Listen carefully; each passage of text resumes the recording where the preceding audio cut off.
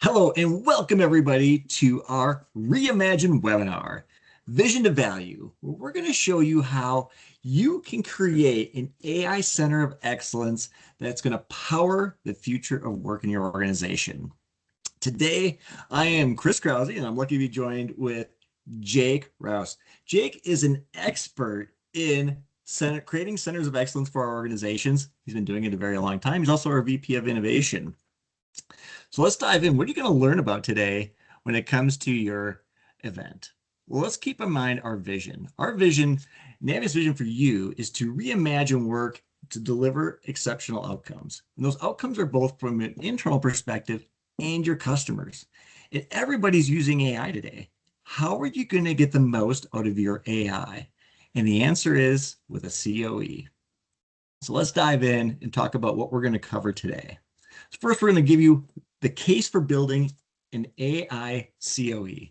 Why do you want to do it? How will it scale so you don't fail? And what are you going to get for those outcomes and that overall impact from your AI? And then we're going to dive into your AI COE, exactly all the components necessary in order to deliver a quality COE. And last but not least, we have to consider how we're going to scale and how we're going to do it responsibly. And of course, we want to start small and scale fast, but we're going to give you a roadmap and we're going to show you some measurable outcomes so that you know your AI COE is being effective. So really, really good content that you can take away today and start your AI COE.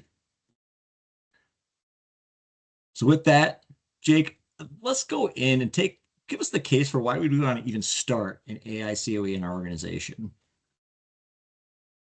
Thanks, Chris. Here is a good grounding point, the reality of AI and where we are. Uh, Everyone's experiencing pressure. People are burnt out. Companies are struggling to find the roles that they're trying to hire. And it's no secret, operating costs keep growing and are preventing organizations from reaching their goals. The other side of this is AI is here, it's available. Most organizations are planning to increase their AI investment, or they're saying we need this. Almost half of companies lack a clear AI strategy or roadmap. And if you start down one of these projects, right? So digital transformation, kind of a broad concept, right? But if you start one of these big transformational projects without a clear plan, you're destined to fail, right? The 30% that don't fail without a plan, it's a little bit more luck than it is, a strong execution. The other side of this is there are organizations out there that are embracing this technology. Many have started, they're stuck in a POC stage. Some organizations, they're embracing it and they're starting to realize real value. So the organizations that are embracing AI, moving beyond pilots, trying to move it more into a department and enterprise capability, they're realizing value. The reality is, just like the internet changed the way that we work, AI is changing the way that we work. And if you think now back to organizations that said, this internet thing, I'm not going to adopt it, it's not going to change my business, right? There were companies that did that, and those companies aren't around anymore. So AI, we're on that same path. You need to start embracing it, or the writing's on the wall. 100% agree with you. And I love the fact that most people have already tried it, at least to some level, especially departmental, maybe use Copilot or use ChatGPT to do some research, maybe use it to generate some letter within emails because Copilot's available. Create an email, it's great. But those gains, I mean, we used to be happy when you got 8 to 10%. When you see 30 and 55% and more out of these AI agents, you have to take a moment and create this AI COE and dive in with both feet because it is the internet of today. Sure. All right. So when you start looking at how can you improve work, You mentioned it. A lot of organizations, most organizations are using some form of AI, right? And, maybe a quick prompt here. Those of you that use Chat GPT or Gemini and you're using it and you're prompting and you're trying to learn that skill set, a fun one to ask ChatGPT is, can you look back over the past month and estimate how many hours I saved by using ChatGPT? And it'll do an analysis, it'll come back. I've personally found with many of these tools that without them, my work week would increase probably 20 hours. It's incredible what these tools, and that's just being a very basic available tool, how it can transform your work. Um, so organizations generally using some form of it. Uh, Only about a quarter of those organizations have a team focused on growing and enhancing and really scaling automation, AI, the agentic ability. A domain focused team is really your AI COE, isn't it? That's you're 100% right. These are the folks that live it, breathe it, are trying to grow it, are trying to make everyone more efficient.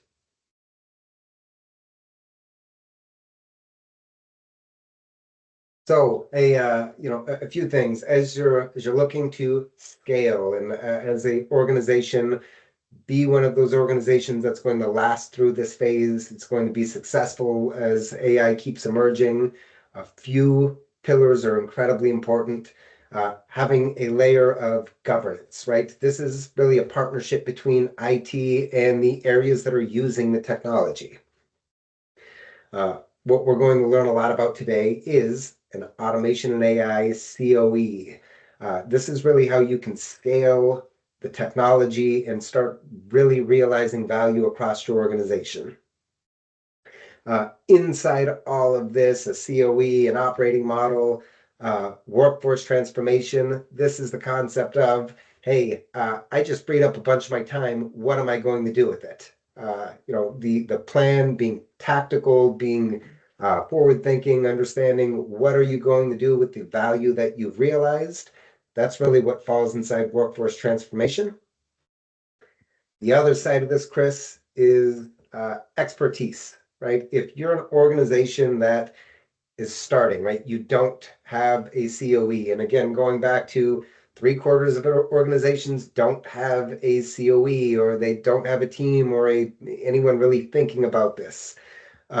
Having a partner help guide you through how do you grow, how do you scale, how do I do this correctly, how do I become self-sustainable and start realizing value, it's incredibly important. Yeah, I love that, Jake. And that's where Naviant can be such a helpful partner to come in and really help guide you through the creation of your AI COE like we've done for other customers. Absolutely.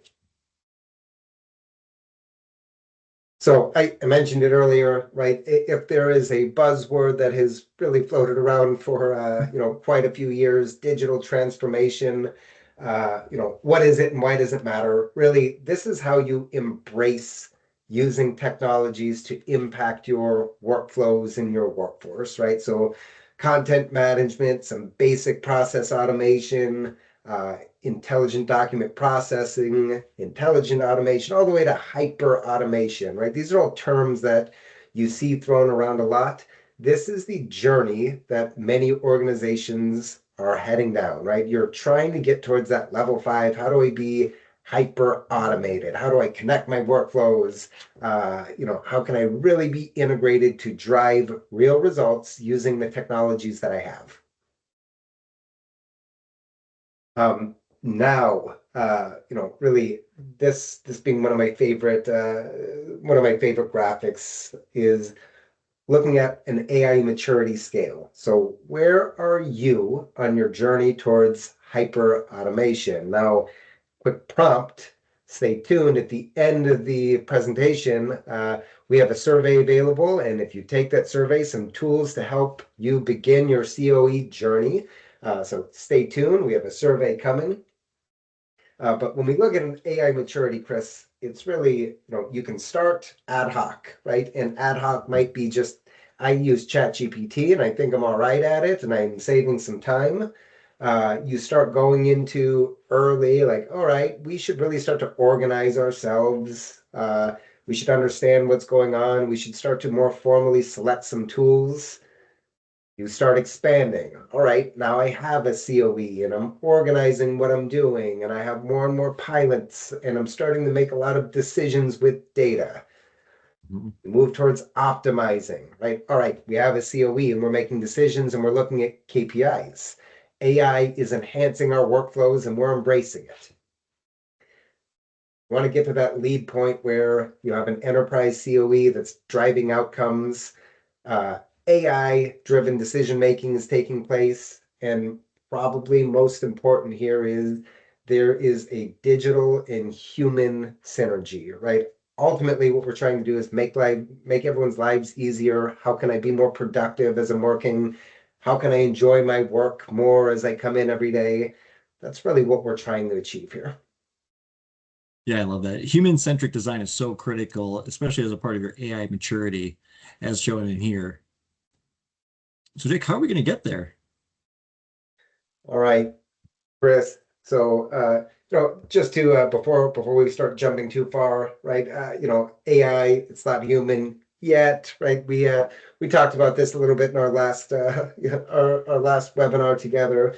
But as you start looking at all these different things, automation and AI and a COE and an operating model, what's critically important to understand, all of this is here to really maximize humans and the work that they do. And again, do I enjoy coming to work? Can I get more done? Can I make a bigger impact?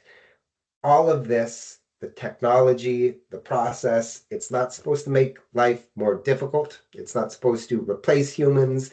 It is all here to maximize our output and take away those things that are annoying in our day, those things that, those things that used to take a really long time that now we have at our fingertips. It's all here to really maximize the work that we're doing. Absolutely. You get to work on the things that you really like to work on, which is so nice. Sure.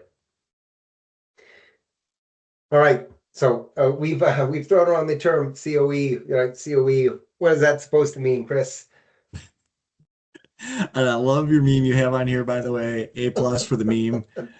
What does that mean? So a COE, a center of excellence, it's a cross-functional team of experts that do a few things. It's helping business users find high-value opportunities. It's making sure that the AI that you're implementing is safe, it's scalable, it's aligned to what you're trying to achieve. Uh, the automation and AI that you're implementing, it's actually realizing value. So really, when you hear COE, it's a team of people that are really out there trying to drive forward using automation and AI in your organization, right? It's the hub for the skills, the standards, and helping you deliver and scale faster. Yeah, I love that. I mean, when you think of best practices, we get asked all the time, what are the best practices for this process? This A the Center of Excellence gives you that for AI. When we create this, you can go to this team and you're gonna get the best practices for your organization. They'll be able to provide this to you immediately and take advantage of it so that you can hit that value proposition that Jake just spoke about. Absolutely. Now, while we define what it is, it's also important, Chris, to understand what a COE is not. It's not just a purely academic model or thought process, or here's exactly in a perfect world what happens. It's not just a group of folks in IT working together. It's not just using Chat GPT, right? It's not just gathering a bunch of pilots and then not delivering any value. So a COE, while we're going to go over some models, some methodologies, some best practices, what's really important to understand about this is this should all be very practical, right? And organizations are all very different, and how one organization functions is not the same as how a different organization functions, or maybe a large health system is very different than an organization that manufactures, anything, right? Different people, different needs. COEs remain important in both of them, but the needs of those organizations are different. So, again, while we're going to talk a lot about process methodologies, things to consider, what's really important to understand is that there's no one size fits all COE. There are best practices that are very important to start adapting to your needs and how you want to move forward with automation and AI. Yeah, it's really important to understand that what's not included. Certainly, they're not the operating model. They don't make that function, but they're going to make really good recommendations based on the value that that particular request means, which I absolutely love. Because if it isn't adding value, then we always have to ask ourselves, why are we doing it? Why are we doing it? So we'll dive in a little bit further, but COE versus operating model, right? If you think of a COE, it's the team, it's the people, it's the expertise, it's the advisory, it's the group that's really leading the best practice. An operating model is the process of how you work. So we'll dive more into this, but operating model really process, how do you bring an idea in, embed it, and deploy it? What are the roles and responsibilities, the standards, the decision-making process, right? What all of the repeatable assets that really drive value, that's the operating model. So COE leads, operating model is really the process that you're executing to realize value from AI. Let's take a look inside. Do it. So now here, and I mentioned, right, and right after I mentioned COEs aren't just a academia concept, right? I'm going to throw a slide at you right away. That is, right, if you look at a COE, like it can be quite complex and it's cross-functioning and there are a lot of elements. But really what I want to draw your eye to here is the pillars of what's inside a center of excellence. You have technology, you have the organization, you have processes, you have people, you have operations, and you have strategy, right? So those are all distinct things that are taking place. There's a lot of cross functioning between those different pillars. And then you have assets that the COE is really driving, right? The standards, the artifacts, the libraries, most importantly, the employees. And I think this is really important as you're thinking about setting up a COE or you're evaluating your current COE. If you're not making employees' lives better, easier, more fulfilling, right, you have to question what you're doing in a COE. A COE should not just be a very bureaucratic process that slows things down. A COE and a operating model should be something that does the opposite. How do we move things through faster? And how do we make decisions with data? How can we be more nimble? So although it looks very, very structured, understand that what you're trying to achieve here is speed, ease, clarity. That's really what a successful operating model and a COE team inside that is achieving. Love that. Just an example, when you look at automation and AI program, if you look over on the left-hand side, you're going to have a bunch of ideas coming in. Ideas can come in, people say, hey, I think we should automate this, or hey, I think we should evaluate this. You very often COEs have teams that are out actively working with organization or working with departments inside organizations, trying to uncover opportunities on how you use these technologies to make lives easier. You're going to look at those ideas, you have a process of vetting them, you have a process of deciding on what do we do with them, right? And what do we do with them might be, I'm going to automate with technology A. I'm going to automate with technology B. I'm not going to automate this process because this is actually process improvement. And that's really important to understand with this technology that we're using is before you automate anything, asking yourself, is this process appropriate? What are the bottlenecks caused from poor process, poor data? Process improvement is really critical as you go down this journey. So that really becomes a core point of decision making is like, hey, is this actually process improvement? After you do that, you get over into the other side where you're deploying and you're supporting. So really, this is an example. here's how an idea comes in, here's how it gets automated, here's how it gets supported, and you have the COEs supporting this process all along the way. So you're saying AI can't solve everything, Jake? AI absolutely can make this process easier for everyone, but again, when you think of processes, it's people making, it's people driven, right? And it's people making decisions for people. That's really what processes are. And although there's all kinds of really cool technology that makes our lives easier, as you start getting rid of the tedious things, everything is going to go back to we are people centric, making decisions for people, trying to add value to people. So there's absolutely efficiencies that get gained, but we're never going to get rid of uh, you or me or any of us that are actually working in processes. I want to talk a little bit about right here an example of a discovery intake, right? So this is you're a COE team. Idea comes in like, hey, I want to automate. I want to automate my Salesforce entries because every single day I end up spending about 2 hours copying information from one spreadsheet to another system and back in the Salesforce. Right? So you screen it and then you say, this looks like a good idea. Let's start to analyze this and break down what kind of value could this drive. Along the way, you have decision-making steps to keep moving it down. Say, hey, this is a high value opportunity. Let's really go and let's validate this. Now you have a process where you're deep diving, you're understanding, like, well, what's the feasibility? Can this be done in a source system? Is this process improvement? Is this process value added? I've been a part of many COEs, Chris, and it's incredible how many times if you ask the question, is this even value added? And then you ask around, and the answer is, well, no. Somebody asked me to create this report 5 years ago, and I've been creating it every single day, and no one has looked at that report for 5 years. You don't need to automate that. You need to stop doing it, right? And a COE can uncover workflows like that.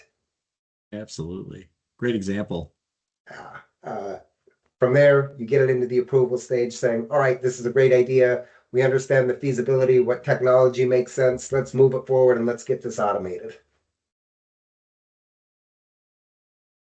Uh, Next stage is you're looking at a COE and an operating model would be actually deploying the technology. Um, you know, when an idea comes in, there's discovering what's going on, what are the inputs, what are the outputs, what's going on. There's designing the future state. Again, elements of process improvement, elements of incorporating the cool technologies that we have available to us. Then you start actually deploying. And to successfully deploy using this technology, very infrequently is it a waterfall, this, and then this, and then this. There's an iterative nature to it. And the reason it's iterative is because we have humans that we're trying to automate for, right? We're trying to get rid of manual work inside a process. And when you start looking at a process getting automated, you might say, oh, yeah, shoot, I actually do this here, or oh, I need to make that decision point there. And so the entire deployment of automation and AI, it's naturally going to be very iterative, and that's how you're going to maximize value as you're using these technologies. After you get it live, now you're going to support it, and you're going to start to measure the impact of everything that you've automated. Now, as you're going through that journey, COEs are also driving workforce transformation, right? And think about this. You're an organization and you have 100 people spending time on a process. You can use different layers of AI and automation, and you can free up 80 of those people. Okay? What are you going to do with that freed up capacity, right? And this is really where workforce transformation comes into place. Most organizations, and we said it at the beginning, they can't hire enough people. Everyone is struggling to hire enough people. So when we start thinking about AI and coming for everyone's jobs, an important thing to realize is there's more work than could ever be done. And we, throughout all of human history, have kept finding ways to find new work and add new value. We're going to keep seeing the same thing. Now, as you're looking at deploying this and automating processes, being tactful about what are you doing with the freed up capacity is really important, right? Understanding how much effort is going into this process, what value levers exist, what action plan are we going to take to to help employees through this change, and then making sure you're measuring it along the way. Uh, this, again, just a example of a workforce transformation plan. This is going to look very different for every organization. And I don't want you to hone in too much on the exactness of anything here, right? Transformation is going to look different from organization to organization. But understanding, hey, we're going to start freeing up we're going to start freeing up capacity. What are we doing with that capacity and planning it out and having owners and having deadlines and understanding what value is going to be realized from that? That's really what you should be taking away from this is to deploy technology successfully, you have to have a plan for post technology go live. And I love this part, Jake, because obviously everybody's worried about their jobs and things, and we're going to save time, and that's going to save some headcount.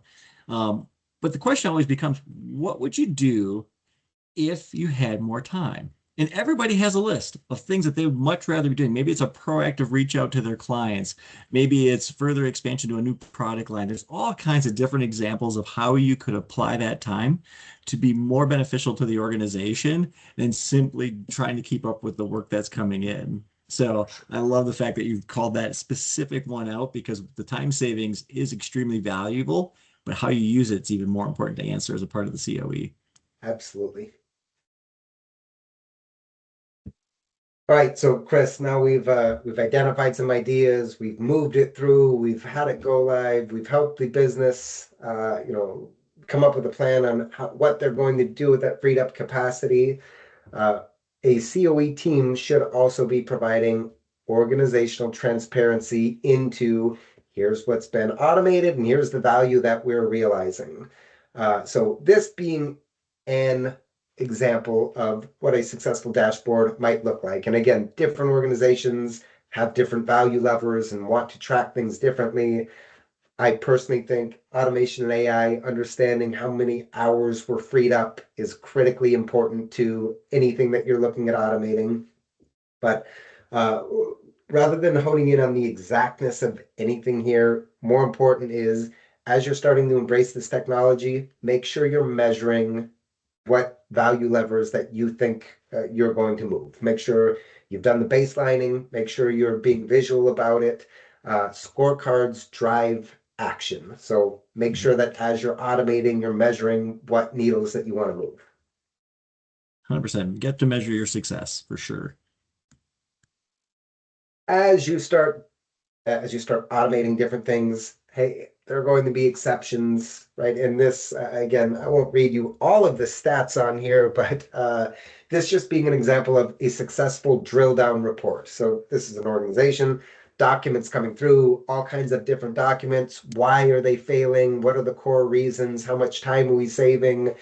Having drill down reports like this then allow you to say, all right, what can I do to make less manual steps here, right? So being able to drill down and understand where failures are happening. That's really the takeaway here, Chris, is make sure from a reporting standpoint, you understand how to drill down and how you can continually enhance anything that you've automated. Absolutely. It's a great shout out because AI is evolving so rapidly and you need to keep up with that. It's not a you set it and go live and never look at it again. You absolutely got to continue to hone that to get the maximum value out of it. Absolutely. All right, so I'm just going to share here with you an example of UiPath, large automation platform.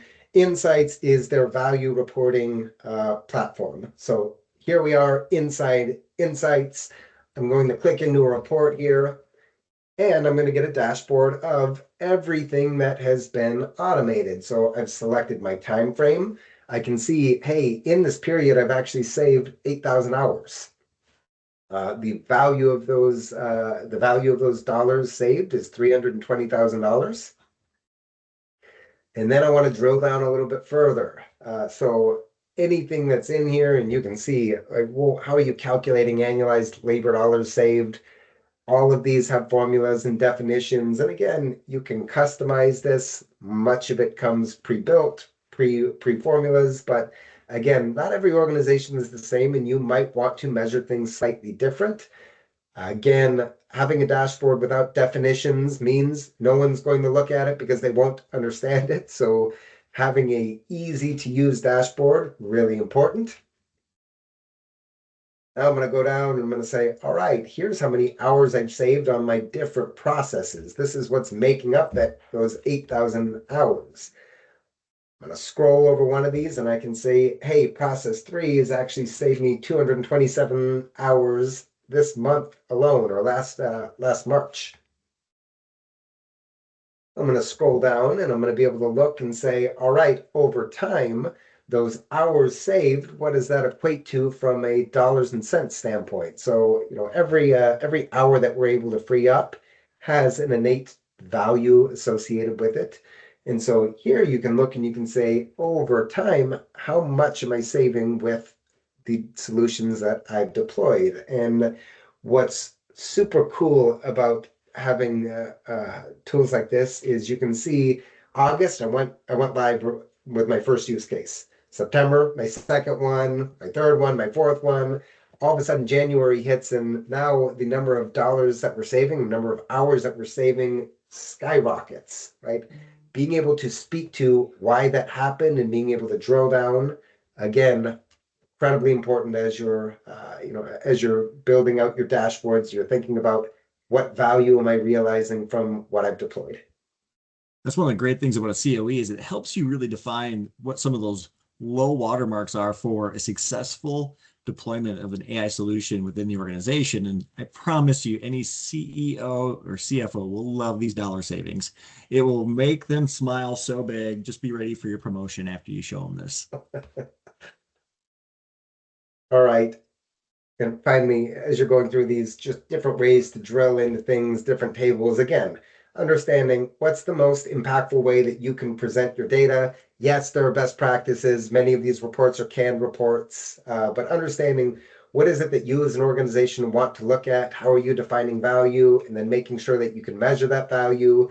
That's really the role of a COE.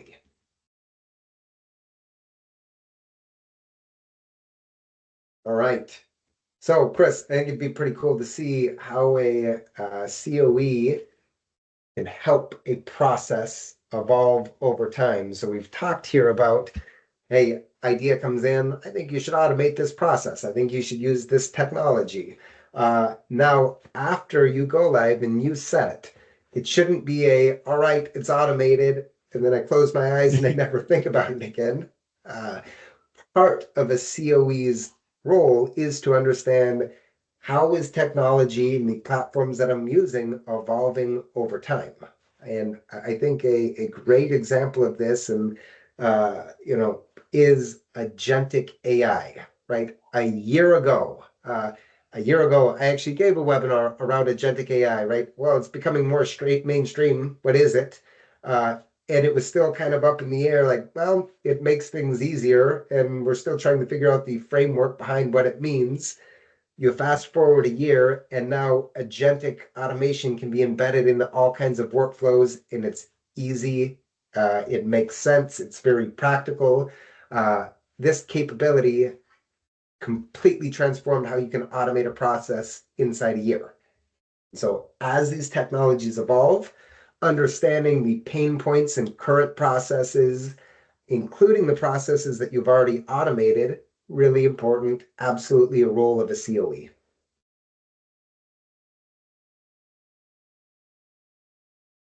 So I think most of us are familiar with an accounts payable process, at least conceptually, right? invoice comes in, I gotta process that invoice by extracting some information.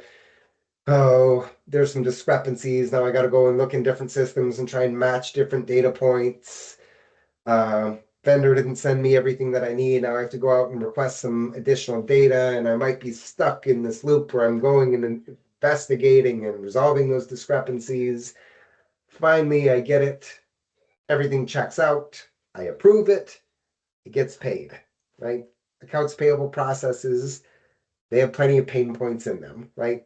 There's a lot of business logic. A lot of that business logic is not necessarily documented, but in the knowledge and in the hands of those that are doing it.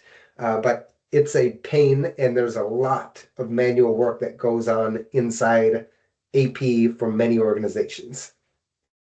Oh, come on, Jake. Most of our clients and even some of our prospects are past stage one. They're no longer manually doing it, at least not entirely. Not What's the next entirely. stage? So that's a great lead in, Chris. So, when you go into stage two now, right now, I'm going to start embedding some level of automation, very often RPA, in intelligent document processing. So now maybe you have the technology that's going to scan that invoice and make some kind of recommendation and do some matchups. And it's going to push it to a human when it's not straight through, right? As soon as it's not like, oh, everything matches, I'm going to push it through and it's going to auto approve, right? This, to your point, is more common in AP processes than absolutely fully manual. And many source systems have layers of automation embedded in them already. This, though, is still very common. It goes to a human and they say, okay, I accept. And if you say, nope, something is not matched up here, now it's going to go into a fully manual process where a human then has to go and request the additional data, wait for it, wait for the email to come in, go back, try and match it up, do that final reconciliation. Now I approve it, and now it's going to automate the paying of the invoice, right? So this is probably more common from an AP process than the fully manual process, but the really labor intensive points inside this process still exist, right? Those ones where you have to go in and you have to investigate. So how can we make it better, Jake? This is where we get to a fully agentic AP process, Chris. So as you start looking through here, now you can embed agents into the workflow, and you can start to take all of these, and you can have humans working alongside agents, and humans saying yes or no, and pushing it back to an agent to keep driving the process. So as I walk through this, Chris, right, the intelligent document processing, right, this is still here. Document's going to come in, it's going to get extracted, it's going to capture all of those key data elements.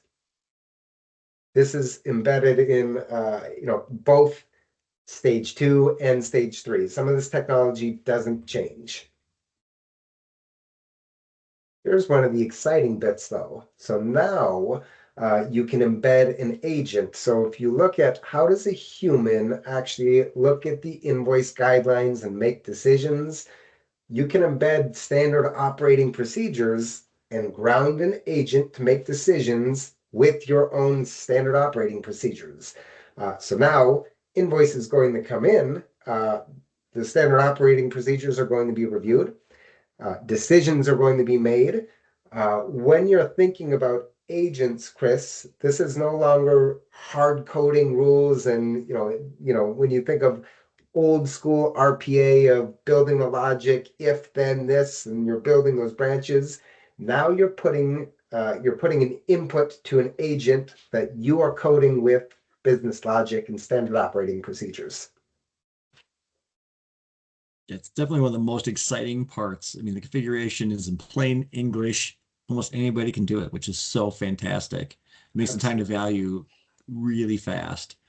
And I would even, note on that IDP side, so on that where it's doing that intelligent document processing, a lot of these AI agents have helped where data extraction and under historical IDP processing was tough. Maybe you had very dirty invoices, maybe you've got complex invoices. AI, because of the contextual nature, has benefited dramatically the improving and extraction of that information that makes all of the other things downstream, like the matching, so much better and more accurate that it does improve straight through processing as well. Yeah, absolutely. Again, fully agentic process. I can throw in another agent to say, hey, help match the invoice. You go and scrub these different systems and you try and match it. If it matches, move it through. If it doesn't match, you investigate and recommend to me, right? And again, if you think of the stage two, discrepancy happens and it goes straight to you or me, and we have to do all of it. When you start embedding agents, if there's a discrepancy that it can't solve, it can provide a recommendation saying, hey, Chris, I think this is what you should choose and this is why you should choose it. And so you're starting from a point of being educated rather than oh, it failed and it's in a work queue.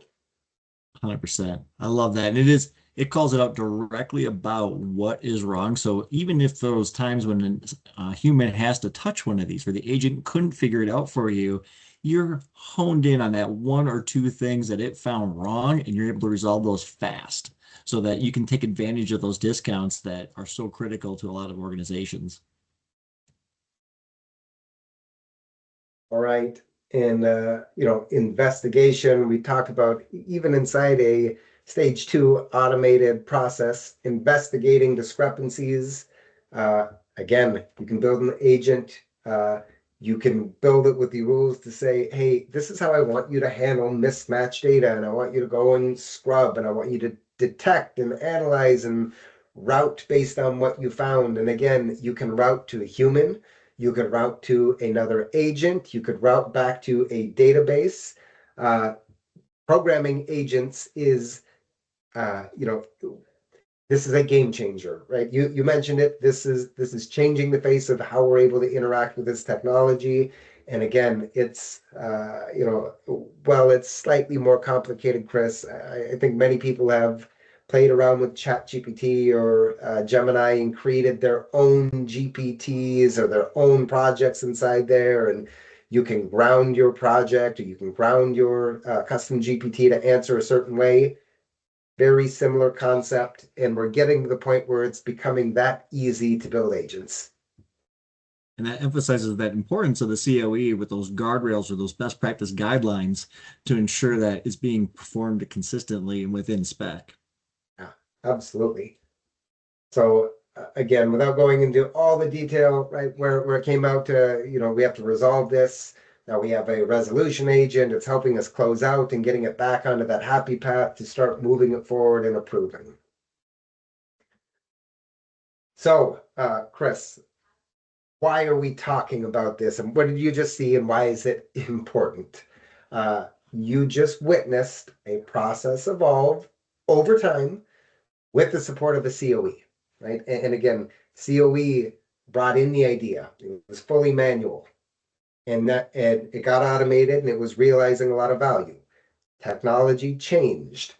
Now we can incorporate agentic capabilities into it. We're going to go back and we're going to understand those pain points, and we're going to update what we already have live. Uh, you mentioned it. I think it's really, really important. Automation and AI is not a set it and forget it and turn your back.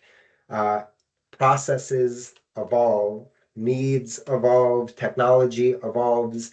Having a COE, it's important and it's practical, right? Again, going back to this isn't just an academic theory of, here's the organizational theory of why this is here.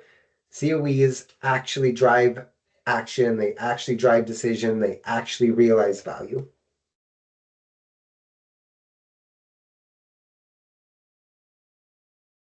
All right, Chris, want to tell me a little bit about how can we scale responsibly? How can we scale responsibly? So this is one of the more important parts of the operating model as a whole. And you can see that we start from where are we at with our current state. in our maturity. And that is going to be when you take this quiz that we're going to show you and give you access to in just a moment. So get ready with your phones because we want to get we take your maturity survey. Um, and then doing this analysis around your readiness. How ready you to be able to adapt these changes, because obviously change control is a really important part. And then define your strengths and opportunities from the assessment of where you need to go next, because this is another really critical part in order for you to be able to take that first step on your AI COE journey. And we want to make sure as a part of our journey, we include some new things. So let's take a look at some of the additional items we need to consider as a part of our AI COE. Because we want to achieve that level 5. We want to be at the most mature state. In order to do that, we need to have governance as a part of that. And that comprehensive AI governance is really critical. Transparency, of course, accountability, because everybody wants to build trust with their AI. That life cycle oversight, where is it at? Where's it going? And are we improving on it? And maybe you have a model registry. Maybe you have a group of data AI scientists that have created models for you and making sure that these are the models that your organization is using and no other public models, for example, where you have data leakage or something of that nature. So that comprehensive AI governance. You follow that up with those embedded ethics, critical part. You have to have fairness, explainability. XAI is here to stay. Everybody wants to know, how did AI come up with this answer, this recommendation, or maybe this overall process, right? If that straight through processing, how to come up with that resolution for us automatically. They need to be able to see that. And of course, inclusivity benchmarks, metrics, metrics, metrics. Jake showed you a lot of different metrics on the screen. Got to have those in order to make sure that we are adhering to these embedded ethics. And of course, compliance. So many of you have our worldwide operations. You need to adhere to GDPR. Perhaps you're a medical facility and you have HIPAA requirements, or you're a California, state of California, the CPRA requirements. And of course, next year, the EU is putting in their AI Act. So are you in with compliance on all the things that you're doing as a part of your AI initiatives? The AI CEO will make sure that you do that. So Jake, tell us a little bit about the next evolution of our AI COE and why we want to have a well-trained AI. Absolutely, Chris. So I think we've talked a lot about what are the benefits of well-trained AI. It's because you can be more efficient and you can be more accurate. I think the middle pillar here is probably the most important, is you can enhance experiences, right? You've heard me harp a lot today around human experiences and why are we doing all of this? It's because of people. It's both the people doing the work and it's the people receiving the work, right? From your customers, your clients, your patients. You're also trying to enhance their experience. You want to make it easy to work with you. If you use AI successfully, you can enhance everyone's experience. And really, to maximize all of that, there's that human AI collaboration, right? How can I use AI to make better decisions? How can I get rid of my manual work? How can I drive towards better outcomes and have humans in the loop of what's going on? Again, none of this is turn it on and turn a blind eye and don't have humans involved. Again, humans are what drive work. Humans are why we do work. Human AI collaboration is the future. All right, Chris, we've talked a lot about all of these concepts here. Governance that's able to scale and operate responsibly. Uh, Again, the intake and prioritization we talked about early on. How do I vet an idea? How do I move forward with that idea? You talked a lot about guardrails and policy controls, both what am I doing internally and what's coming externally. That element of a COE, very, very important. The data privacy, all right, what technology are we using? What's the source of truth? How is the COE? And we talked about having a cross-functional team. Uh, AI is data driven, right? Innately, AI is data driven. Your data team absolutely has to be a part of everything that we're talking about, right? If you have bad data, you're going to get bad AI results. And it's the reason If you throw in a generic question to chat GPT and are expecting a perfect answer, right? And it's trying to look over an overwhelming amount of data and it's not grounded and it provides you back something not very good. That's really why. It's all data governance. What data are we looking at? What data are we ingesting in here? The monitoring, the accountability, what volume did we have prior? What percentage of it is actually being automated? How many hours are we saving? Having real-time visibility into the value that we're realizing. The people and capability development, right? Again, core part of COE is helping organizations embrace this technology and start to use it. Mhm. That's not something you're doing from completely behind a computer and not interacting with people. You have to be out there, you have to be interacting, you have to be training. Uh, Automation, AI, it's a culture shift. It's not start using this technology, it's thinking about how can this technology make my life easier, right? How can I start to think about automation and AI as a core tool to solve my problems, right? That is a culture shift. It's not a tool that you start using. If you're doing all of this correctly, you're going to see continuous improvement. And we saw that AP example. We've talked a lot about process improvement is very often embedded in the COEs. Uh, one one insurance company that I worked with and helped them stand up their center of excellence. It started as a center of excellence, right? We want to vet and we want to find AI and automation opportunities. Who can do that? Well, we have this team of business analysts in our process improvement team. They're very good at it. And what did that team find? All kinds of processes that should be improved. And so the COE became a process improvement team and COE, right? And you see that pretty frequently that it's not just, hey, let's use technology to automate processes, but it's who is that trusted group in your organization that can vet a process and understand, should this be automated? Should this be improved? Should it be both? Continuous improvement is critical for you to start adopting automation and AI because, again, automating a bad process, automating bad data, using AI, it doesn't help anyone. Absolutely. Well, Jake, So, let's get some input from our folks. absolutely, Chris. All right, so here's what I'm going to ask everyone to do.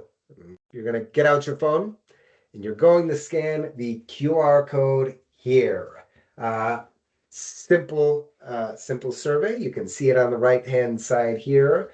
If you want to see where your AI maturity, uh, where you are currently, and you want to receive a playbook on how can I start to build out or enhance my COE, both will come to you if you take this survey, Chris.